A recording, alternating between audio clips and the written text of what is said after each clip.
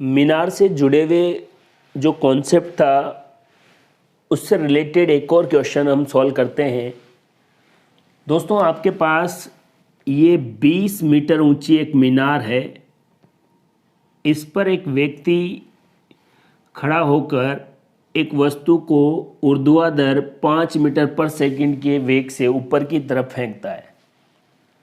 आपसे पहला क्वेश्चन पूछा जाता है कि धरातल से वस्तु की मैक्सिमम हाइट ज्ञात करें। दोस्तों, यहाँ से धरातल से, यहाँ से नहीं। अब यहाँ से यहाँ तक की हाइट तो आपको दे रखी है 20। अब आपको यहाँ से अधिकतम ऊंचाई निकालनी है।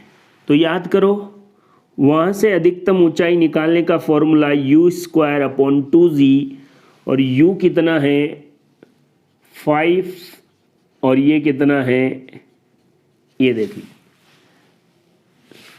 2g कितना आया, ये देख लीजिए। अधिकतम ऊंचाई आपको यहां से मिलेगी 1.25 मीटर। यहां से वस्तु को आपको अधिकतम ऊंचाई तक भेजने के लिए u²/2g फॉर्मूला आपको याद है। u कितना है 5 मीटर पर सेकंड, तो उसका स्क्वायर कर लिया। 2g कितना है 10, तो 20 हो गया। और 5/4 को ये लिख सकते हैं। धरातल से अधिकतम ऊंचाई पहले कितनी है 20, और उसमें कितना जोड़ देंगे 1.25 मीटर। ये हो गई धरातल से ऊंचाई। वस्तु को समान स्तर पर पहुंचने में लगा समय। ये वस्तु पहले अधिकतम ऊंचाई पर गई और फिर समान स्तर पर यहां पर आई। कितना टाइम लगेगा? जितना वस्तु को यहाँ से यहाँ तक पहुँचने में समय लगेगा, और यहाँ से यहाँ तक पहुँचने में जो लगा समय है उसको याद करो। हम लिखते थे u/g, और u कितना है 5 और g कितना है 10। कितना आ गया 0.5 सेकेंड। यहाँ से यहाँ तक पहुँचने में 0.5 सेकेंड, और यहाँ से यहाँ तक पहुँचने में टाइम कितना लगा 0.5 सेकेंड। तो टोटल कितना हो गया 1 सेकेंड। या सीधा फॉर्मूला भी आपको पता था 2u/g। u कितना है 5 और g कितना होता है 10, और यहाँ से भी 1 सेकेंड होगा। समान स्तर पर पहुँचने में लगा समय t = 2u/g। तो इस तरीके के क्वेश्चन अब आपको आसानी से समझ में आ रहे हैं। एक और सिंपल सा क्वेश्चन यहाँ देखिए। मीनार जिसकी ऊंचाई 20 मीटर है, वहां से एक वस्तु को बिना किसी वेग से छोड़ा जाता है। तो सिंपल सी बात है कि h जैसे पहले किसी वेग से फेंका जाता तो h ऊंचाई पर पहुंचती, फिर h से गिरती बिना किसी वेग से। तो ये देखिए, प्रारंभ में वेग क्या है 0, और किस ऊंचाई से गिरा रहे हैं 20 मीटर से। क्या पूछ रहा है? वस्तु को धरातल तक पहुंचने में कितना समय लगेगा, और वस्तु धरातल से किस वेग से टकराएगी। ये देखिए, इसको सोल्व करते हैं हम गति के दूसरे समीकरण से। s = ut, a की जगह क्या आ जाएगा g, और वस्तु भी नीचे जा रही है, गुरुत्वाकर्षण बल भी नीचे लगता है, तो इसलिए प्लस का ही साइन रहेगा।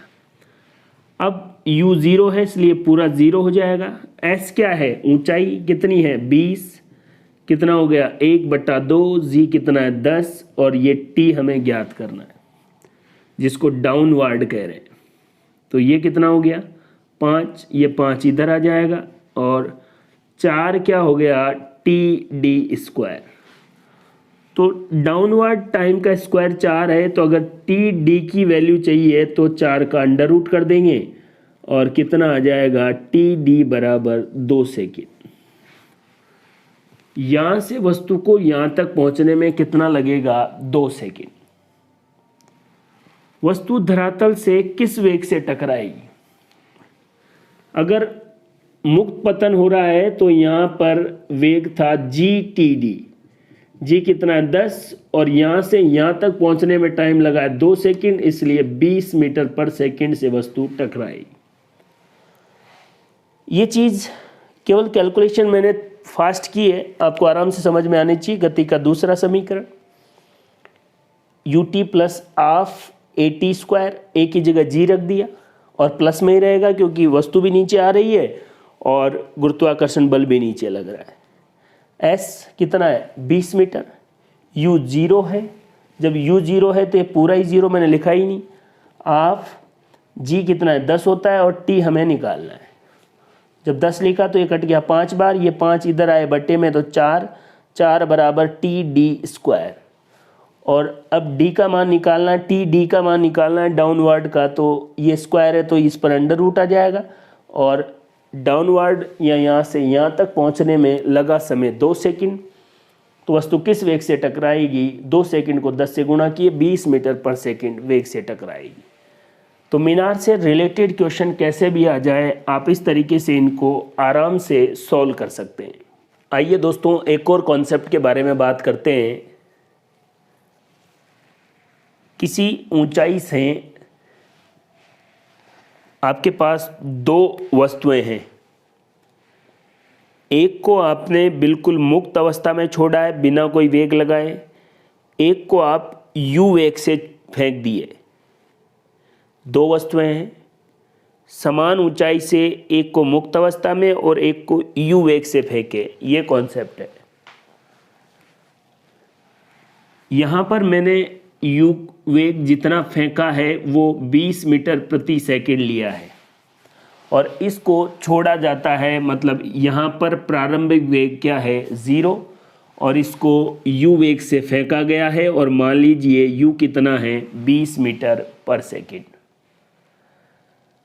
बिल्कुल इजी सा सवाल ये पूछा जा सकता है, बताइए दोनों वस्तुओं में रिलेटिव एक्सेलरेशन क्या है।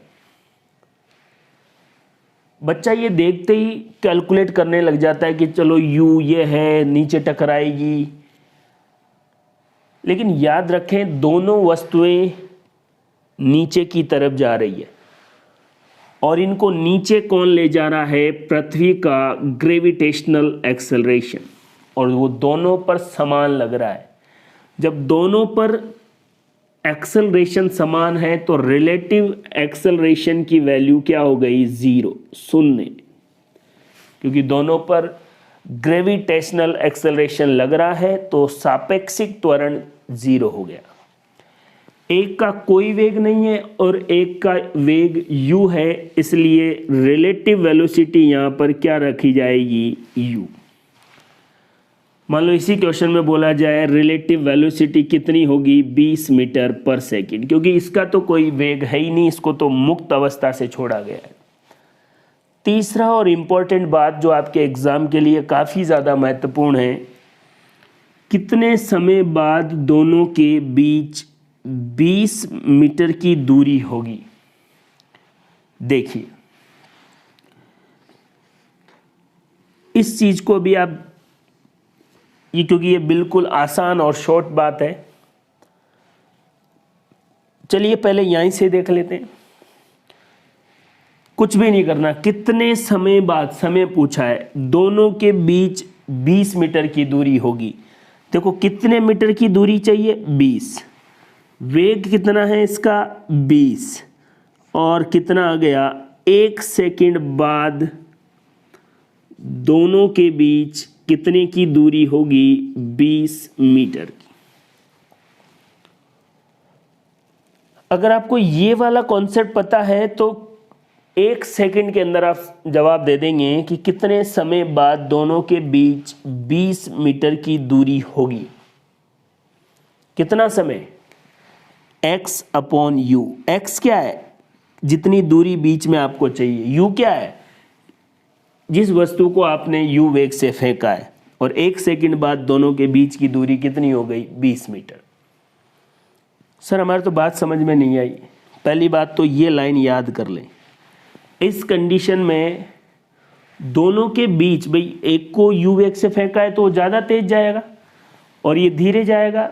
दोनों के बीच की दूरी जितनी भी चाहिए उसको u वेग से डिवाइड कर दो, उतने समय में बीच में दूरी इतनी आ जाएगी। इसको एक बार मैं यहाँ प्रूव कर रहा हूँ। देखिए, मान लीजिए ऊंचाई 60 मीटर थी।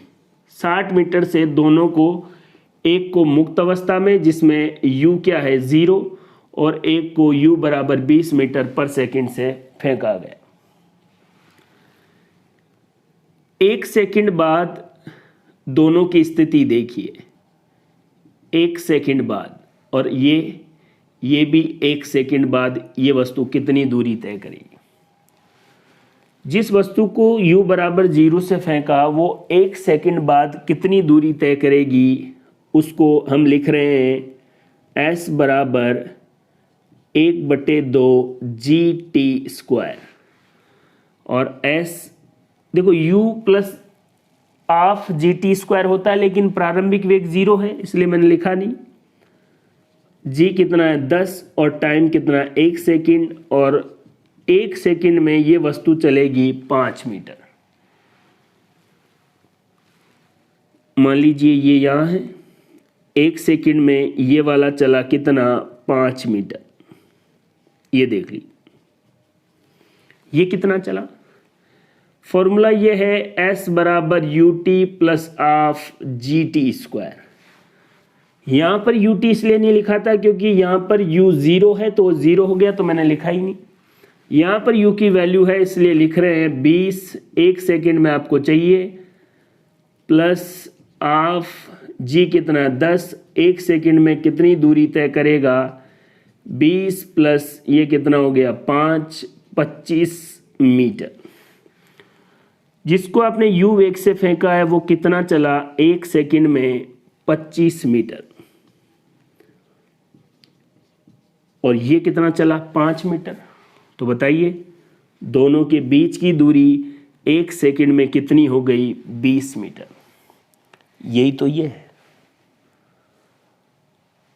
अगर आप ऐसे कैलकुलेशन करके करना चाह रहे हैं तो ऐसे करें, लेकिन अगर आप ऐसे एक चीज़ याद रख लें कि एक वस्तु को मुक्त अवस्था से, एक को u वेग से फेंका गया। अगर आपसे ऐसा सवाल पूछा जाए कि इन दोनों के बीच इतनी दूरी कितने समय में आएगी, तो जितनी दूरी बोला जाए उसमें भाग दे दे वस्तु को कितने वेग से फेंका है उसका, तो आपके पास समय आ जाएगा। जैसे यहाँ पर 1 सेकंड के अंदर दोनों के बीच की दूरी कितनी आ जाएगी 20 मीटर। अगर आपको 2 सेकंड में दूरी निकालनी हो, मान लो ऐसे बोलें कि 2 सेकंड बाद, ये यहाँ लिख देता हूँ, ऐसा आ जाए 2 सेकंड बाद दोनों के बीच की दूरी बताइए। 2 सेकंड बाद दोनों के बीच की दूरी, यहाँ देखिए। क्या फिर ऐसे कैलकुलेट करेंगे, या इसको देखिए, x बटे u होता है टाइम, और टाइम कितना दे रखा है 2 सेकंड। तो u को इधर लेके जाएंगे और x बराबर क्या हो जाएगा, कितना हो गया 2 सेकंड बाद दोनों के बीच की दूरी कितनी हो जाएगी 40 मीटर। अगर दूरी दे तो टाइम निकाल लो, और टाइम दे तो x बटे u बराबर टाइम होता है, उससे आप कैलकुलेट कर लो। इस तरीके से आप इस कॉन्सेप्ट को कैसे भी क्वेश्चन आए आराम से सॉल्व कर सकते हैं। अगर आपको ये कॉन्सेप्ट नहीं समझ में आ रहा है तो आप एक बार और देखें। एक गलती तो ये होती है, रिलेटिव एक्सेलरेशन 0 कैसे हुआ सर? क्या त्वरण नहीं है एक दूसरे के सापेक्ष, जितना इसका है उतना ही इसका है, तो रिलेटिव एक्सेलरेशन 0। इसका कोई वेलोसिटी नहीं है, इसका वेलोसिटी क्या है, इसको u वेग से फेंका गया है इसलिए सापेक्षिक वेग। लेकिन ज़्यादातर सवाल इस कॉन्सेप्ट से पूछे जाते हैं, बच्चा उलझा रहे। कितने समय बाद दोनों के बीच की दूरी x होगी, तो x बटे u समय बाद। समय दे तो x बटे u बराबर टाइम, वहाँ से आप x निकाल लो। अगर आपके पास x है तो उसमें u का भाग दे के t निकाल लो। पहले सेकंड में दोनों के बीच दूरी कितनी है? 20 मीटर। अगर 2 सेकंड बाद चेक करेंगे तो दोनों के बीच की दूरी कितनी हो जाएगी? 40 मीटर। इस बात को आप अच्छे से समझें। एग्जाम में सवाल कैसे आते हैं, अगर आपने वही सवाल पहले प्रैक्टिस कर लिए तो आपका सिलेक्शन कंफर्म है। अगर आपने फालतू की बातें देखी, एग्ज़ाम में आपको लगा कि ये सवाल तो मैंने देखा ही नहीं, आप कितनी ही किताबें पढ़ लें, आपका कुछ नहीं होने वाला है। इसलिए हर एक क्वेश्चन को जो आपको वीडियो में बताया गया है उसको आप बार बार रिपीट करें और अच्छे से देखें। एक और इम्पोर्टेंट कॉन्सेप्ट देखिए, क्या है कि दो वस्तुओं को टी नोट समय अंतराल पर ऊपर की ओर समान वेग u से फेंका जाता है। एक वस्तु है, इसको मैंने u वेग से ऊपर की ओर फेंका, थोड़ी देर बाद इस वस्तु को भी उसी वेग से ऊपर की ओर फेंका। दोनों के फेंकने के बीच जो समय अंतराल है उसको कह रहे हैं टी नोट। जैसे मान लो मैंने इसको पहले u वेग से फेंक दिया, 2 सेकंड बाद इसको भी u वेग से फेंक दिया, तो समय अंतराल कितना हो गया? टी नोट बराबर 2 सेकंड। फिर उसके बाद बोल रहा है कि प्रथम वस्तु के प्रक्षेपण से पहली फेंक दी, उसके कितने समय बाद दोनों आपस में मिलेगी? देखिए, पहले फेंका u वेग से, कुछ समय बाद दूसरी फेंकी। अब जो पहली वस्तु फेंकी थी उसके कितने समय बाद दोनों आपस में मिल रही है? प्रथम वस्तु के प्रक्षेपण से, इस बात का ध्यान रखें। अगर द्वितीय वस्तु से पूछा जाए तो समय अंतराल और है। इसका फॉर्मूला है t बराबर टी नोट अपॉन 2 प्लस u अपॉन जी। t बराबर टी नोट अपॉन 2 प्लस u अपॉन जी। आइए क्वेश्चन कैसे पूछा जाएगा। एक वस्तु A को ऊर्ध्वाधर ऊपर की ओर 20 मीटर पर सेकंड से फेंका जाता है। 2 सेकंड पश्चात वस्तु B को भी 20 मीटर पर सेकंड से ऊपर की ओर फेंका जाता है। दोनों वस्तुओं को ऊर्ध्वाधर कितने वेग से? 20 मीटर पर सेकंड से 2 सेकंड के अंतराल में फेंका जा रहा है। पहली वस्तु आपने फेंक दी, उसके फेंकने के कितने समय बाद दोनों आपस में मिलेगी? तो t समय अंतराल T naught upon 2 u upon G. T naught कितना है? 2, ये अपॉन 2, u कितना है? 20, जी कितना है? 10। ये भी कितना आ गया? 2, और ये कितना आ गया? 1। t बराबर कितना आ गया? 1 प्लस 2, 3 सेकेंड। 3 सेकंड, पहली वस्तु फेंकने के 3 सेकंड बाद दोनों आपस में मिलेगी। देखो, ये आपने सिस्टम शुरुआत किया, पहली वस्तु फेंकी, उसके बाद 2 सेकंड बाद दूसरी वस्तु फेंकी। ये क्या कह रहा है? पहली वस्तु के फेंकने के 3 सेकंड बाद, तो 2 तो यही हो गया। कहने का मतलब दूसरी वस्तु फेंकने के 1 सेकंड बाद। आपसे दूसरी वस्तु भी पूछा जा सकता है। ये फॉर्मूला पहली वस्तु के फेंकने के कितने समय बाद। देखो, पहली वस्तु के फेंकने के कितने समय बाद? 3 सेकंड बाद दोनों वस्तुएं मिल जाती है। अगर यही सवाल ऐसे हो कि दूसरी वस्तु के फेंकने के कितने समय बाद वापस मिलेगी, तो आप फॉर्मूला यही लगाओ। इससे आप कैलकुलेट कर लोगी, 3 सेकंड हो गई। लेकिन आपको पता है पहली वस्तु के फेंकने के 3 सेकंड बाद मिली है, तो पहली वस्तु के 2 सेकंड बाद तो दूसरी वस्तु फेंकी है, तो दूसरी वस्तु फेंकने के कितने सेकंड बाद मिलेगी? 1 सेकंड बाद। क्वेश्चन में अगर ये पूछा जाए कि दूसरी वस्तु फेंकने के बाद या कितने सेकंड बाद मिलेगी, तो 1, और पहली का तो फॉर्मूला ही है। मेरी बात समझ रहे हैं? जैसे मैं आपको ये मार्कर मैंने फेंका 20 मीटर पर सेकंड से फेंक दिया, 2 सेकंड बाद मैंने ये पेन फेंका 20 मीटर पर सेकंड से। अब एग्ज़ाम में सवाल आया कि ये दोनों कहीं पे मिलेंगे, मार्कर और ये जो ढक्कन है दोनों। एग्ज़ाम में सवाल आया कि मार्कर के फेंकने के कितने सेकंड बाद मिलेंगे। तो देखो, पहले आपने मार्कर फेंका या ढक्कन फेंका, उसके 2 सेकंड बाद तो इसको फेंका, तो 2 सेकंड में तो मिल ही नहीं सकते थे, क्योंकि इसको फेंकने के 2 सेकंड बाद तो इसको फेंका है। तो 2 सेकंड तक तो मिलने का चांस ही नहीं है, क्योंकि इसको फेंका ही नहीं है। तो पहली वस्तु फेंकी, उसके कितने सेकंड बाद मिल रही है? 3 सेकंड बाद।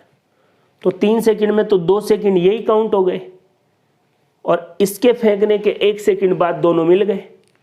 तो पहली वस्तु फेंकने का कितना टाइम? 3 सेकंड, और दूसरी वस्तु के कितने? 1 सेकंड। या गणितीय रूप से ये फॉर्मूला पहली वस्तु के कितने सेकंड बाद मिलते हैं ये बताता है। अगर एग्जाम में दूसरी वस्तु से पूछा जाए तो जो समय अंतराल है उसको माइनस कर दो, इसकी जो वैल्यू आएगी उसमें से समय अंतराल कितना है वो माइनस कर दो, तो 1 आ गया। ये बता देगा कि दूसरी वस्तु फेंकने के कितने समय बाद वस्तु आपस में मिल रही है। ये क्वेश्चन, ये कॉन्सेप्ट समझें।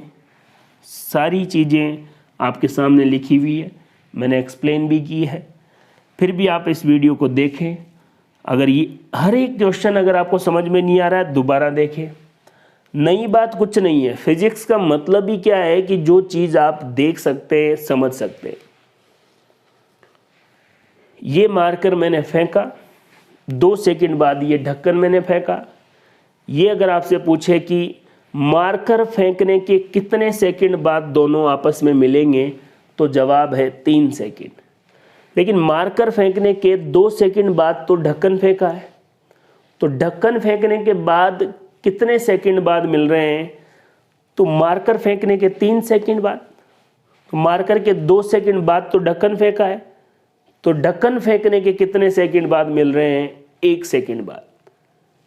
बिल्कुल चीज़ आसान है। मैं बार बार इसलिए कह रहा हूँ, जब आप वीडियो देखें तो मान लो आपको एक बार में समझ में नहीं आ रही है बात, इसलिए मैंने इसी चीज़ को 2 या 3 बार रिपीट किया है, वरना इतनी टफ बात नहीं है।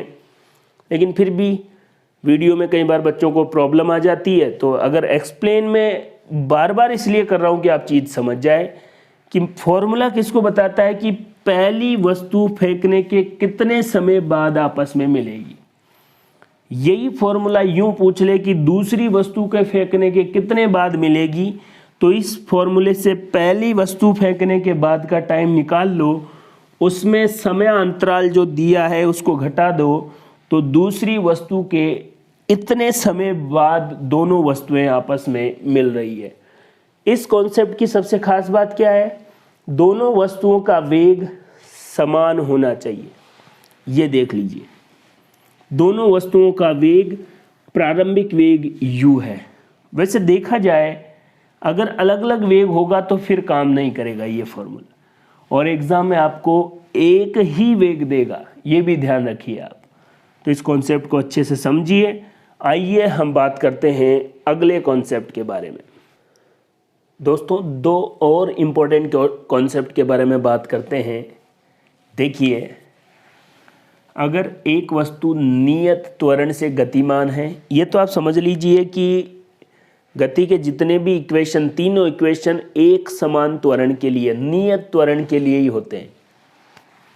ए और बी के मध्य वेग, ये पॉइंट ए है, ये यू वेग से चल रहा है, ये पॉइंट बी है, ये वी वेग से चल रहा है। ये x बराबर 0 है, या x बराबर l है, इसकी पूरी लंबाई। इनके बीच में जो लंबाई मतलब मध्य बिंदु है वो पॉइंट है C, वहाँ पर आपको वेग चाहिए, जिसको हम v डैश कह रहे हैं। और v डैश निकालने का फॉर्मूला है u square plus v square upon 2। ये इस बात से आपको कम समझ में आया होगा, लेकिन ये क्वेश्चन देखो अभी समझ में आएगा। एक ट्रेन नियत त्वरण से, नियत त्वरण समझ गए ना आप, गति के जितने भी इक्वेशन है वो एक समान त्वरण यूनिफॉर्म एक्सेलरेशन पर ही लगते हैं। तो एक ट्रेन नियत त्वरण से गति कर रही है, तो मैं यहाँ पर ट्रेन बना देता हूँ। ये ट्रेन नियत त्वरण से गति कर रही है। किसी निश्चित बिंदु से गुजरते समय इसके दोनों सिरों के वेग,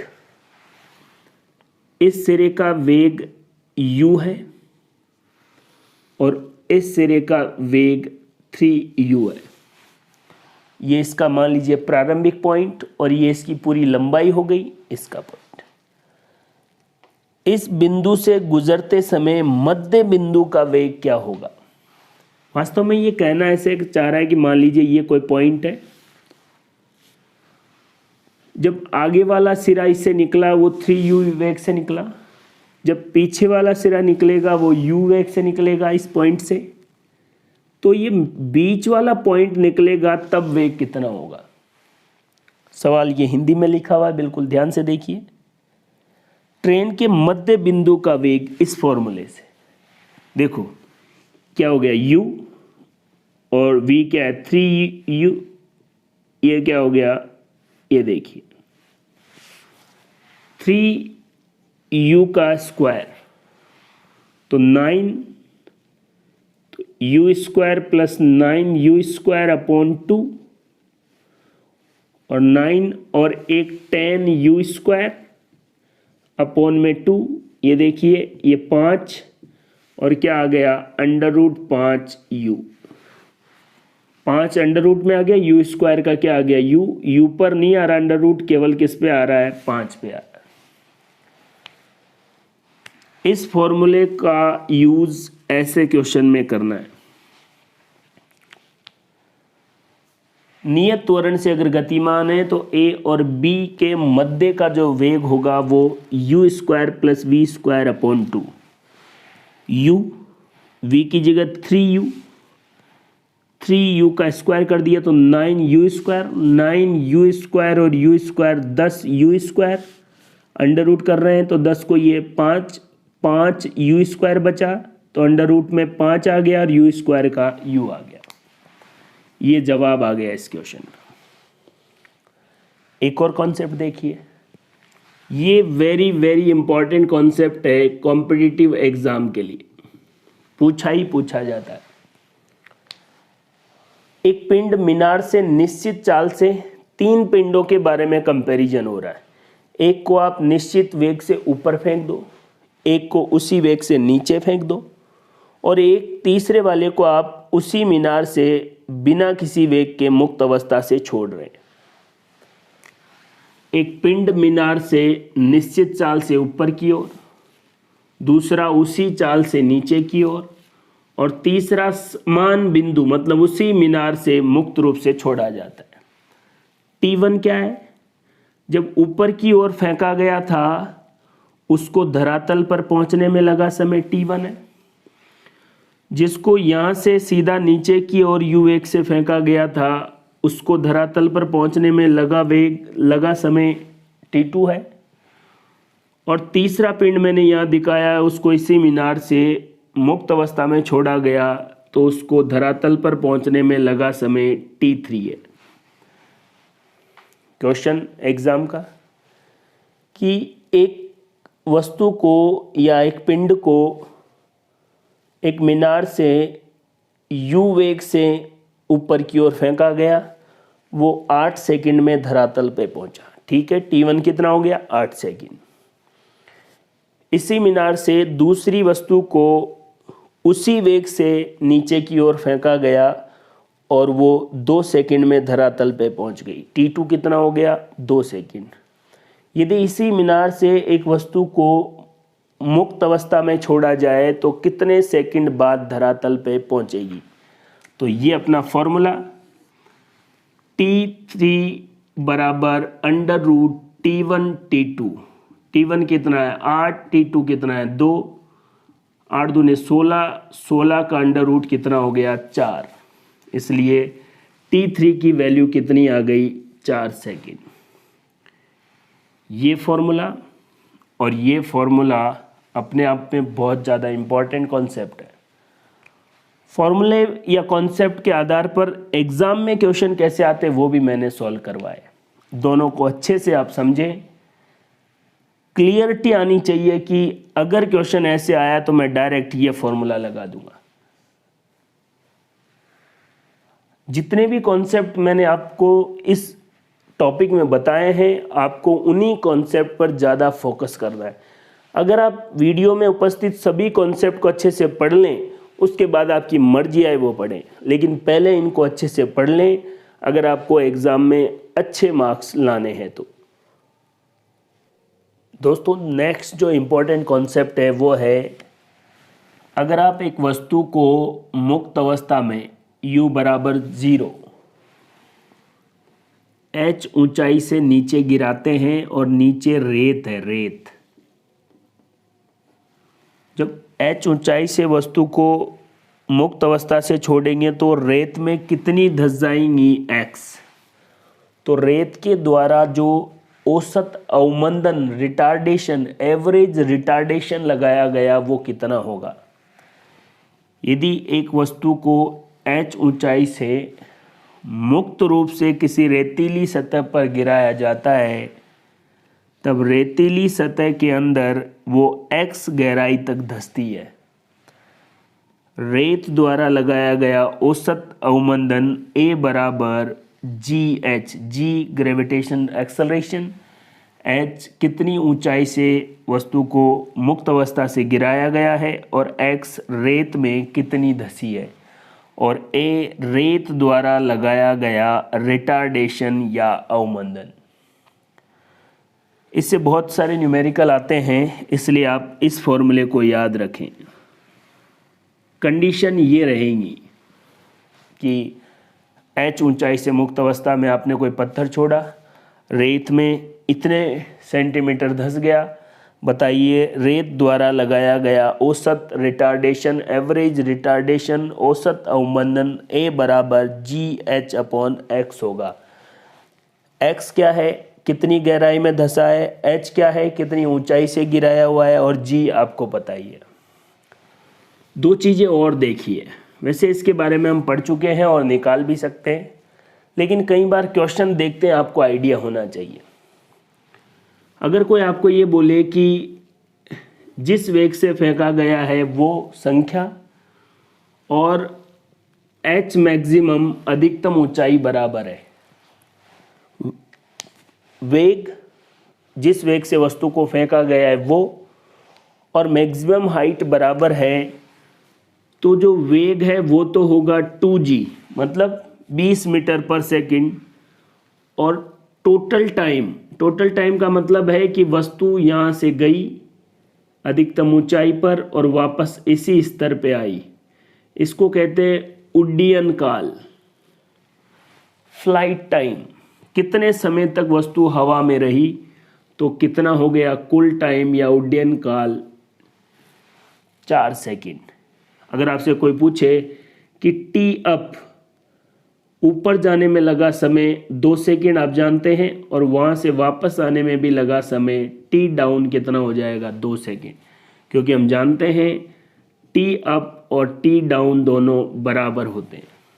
अगर एक कॉन्सेप्ट ये भी है कि एच मैक्सिमम अधिकतम ऊंचाई जी के बराबर है, मतलब 10 है, तो टी अप ऊपर पहुंचने में लगा समय अंडर रूट 2 सेकंड होगा, और वस्तु को किस वेग से ऊपर की तरफ फेंका गया है, जी अंडर रूट 2 मीटर पर सेकंड से।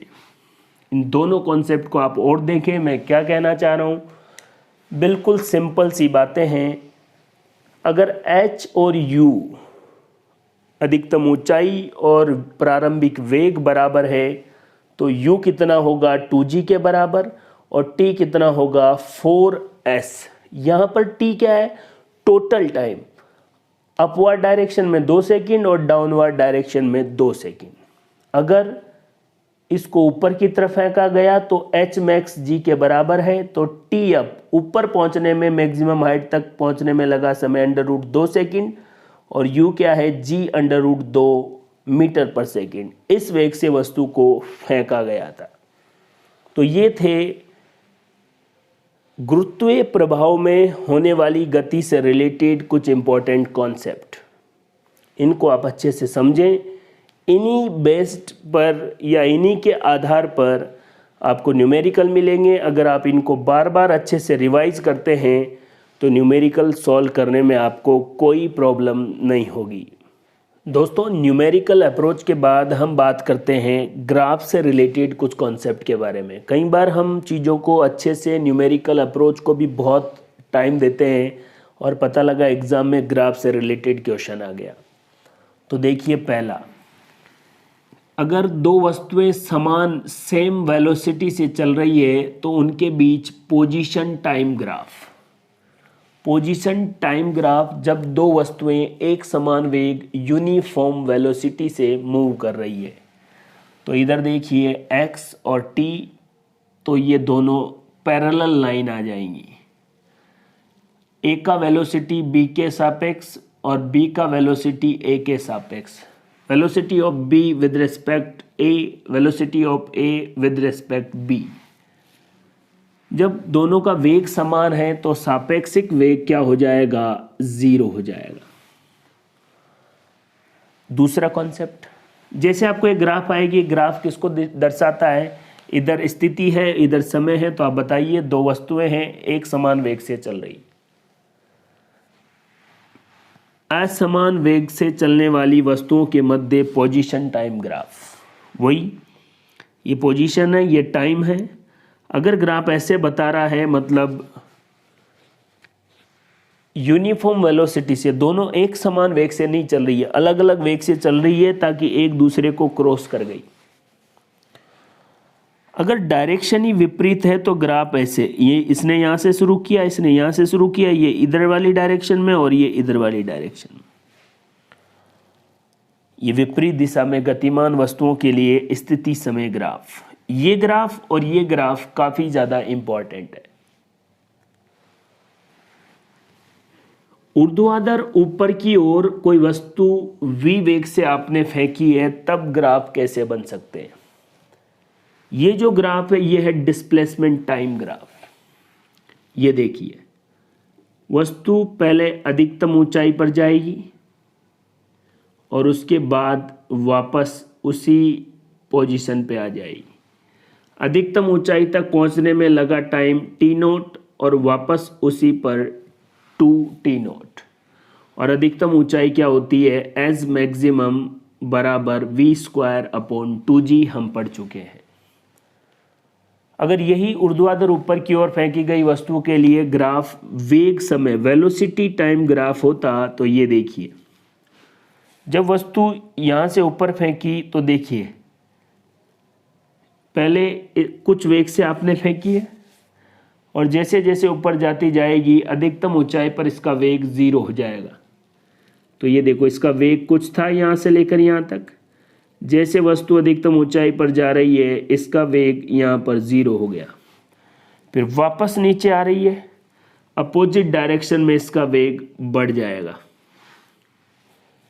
और धरातल से उसी वेग से टकराएगी जिस वेग से इसको फेंका गया था। v0 बराबर होगा इसके। बस माइनस ये बताता है कि डायरेक्शन अपोजिट है। यह है वेलोसिटी टाइम ग्राफ किसके लिए? जब वस्तु को ऊपर फेंका जाता है। यह है डिस्प्लेसमेंट टाइम ग्राफ। अगर स्पीड टाइम ग्राफ बोला जाए, जब वस्तु को ऊपर फेंका जाए u वेग से, क्योंकि वो वापस भी गिर रही है, तो ये देखिए, जिस वेग से फेंका है वो v0 है। अधिकतम ऊंचाई पर वेग कम हो जाएगा, लेकिन अब चाल है तो चाल अदिश राशि है, इसकी दिशा नहीं होती, तो यहाँ पर चाल 0, फिर वापस चाल बढ़ जाएगी। इसलिए स्पीड टाइम ग्राफ में ग्राफ नेगेटिव डायरेक्शन में नहीं जाता, विपरीत दिशा में नहीं जाता, क्योंकि चाल कौन सी राशि है? अदिश राशि है। और ये कौन सी राशि है? वेग सदिश राशि है। इसलिए ये अपोजिट डायरेक्शन में चला गया। इन दोनों ग्राफ को आप अच्छे से याद कर लिए। ऊर्ध्वाधर ऊपर की ओर गति कर रही है वस्तु, उसका डिस्प्लेसमेंट टाइम ग्राफ, उसका वेलोसिटी टाइम ग्राफ, उसका स्पीड टाइम ग्राफ। स्पीड में नीचे नहीं गई, यहाँ भी देखो अधिकतम ऊंचाई के बाद वेग वापस बढ़ा है लेकिन अपोजिट डायरेक्शन में। यहाँ पर भी स्पीड बढ़ी है लेकिन स्पीड अपोजिट डायरेक्शन नहीं होती क्योंकि वो अदिश राशि है, वो दिशा पर निर्भर नहीं करती, इसलिए ग्राफ वापस हुई। और ऊर्ध्वाधर ऊपर की ओर गतिशील वस्तु के लिए त्वरण समय ग्राफ ये रहा। यहाँ से नेगेटिव डायरेक्शन में जी होता है, ए बराबर माइनस जी, क्योंकि वस्तु ऊपर जाती है और गुरुत्वीय त्वरण नीचे की तरफ अप्लाई होता है। तो दोस्तों ये जो कॉन्सेप्ट मैंने आपको बताए हैं, गुरुत्व के प्रभाव में होने वाली गति, मोशन अंडर ग्रेविटेशन, एक एक कॉन्सेप्ट मैंने आपको क्लियरिटी के साथ बताया है। सभी चीज़ों को आप अच्छे और क्लियरिटी के साथ ध्यान से पढ़ें, अपनी तैयारी को बहुत मजबूत और शानदार बनाएं। कॉन्सेप्ट प्लस एकेडमी के वेब ऐप या ई लर्निंग प्रोग्राम पर आपको जो भी वीडियो मिल रहे हैं, पूरी बेस्ट प्रिपरेशन और शानदार कंटेंट के साथ आपको वीडियो दिए जा रहे हैं। आपका काम क्या है, वीडियो में जो भी कंटेंट है उसको अच्छे से समझें, नहीं समझ में आ रहा है दोबारा समझें, और उससे सवाल कैसे आते हैं वो भी आपको सोचने की ज़रूरत नहीं है, सब आपको यहाँ मिल रहे हैं। आप केवल समय दीजिए पढ़ने का, अपने आप को ज़्यादा से ज़्यादा पढ़ाई में इन्वॉल्व कर लीजिए। आपका लक्ष्य आपसे दूर नहीं है, अच्छे से अपनी पढ़ाई करते रहें। थैंक यू, धन्यवाद।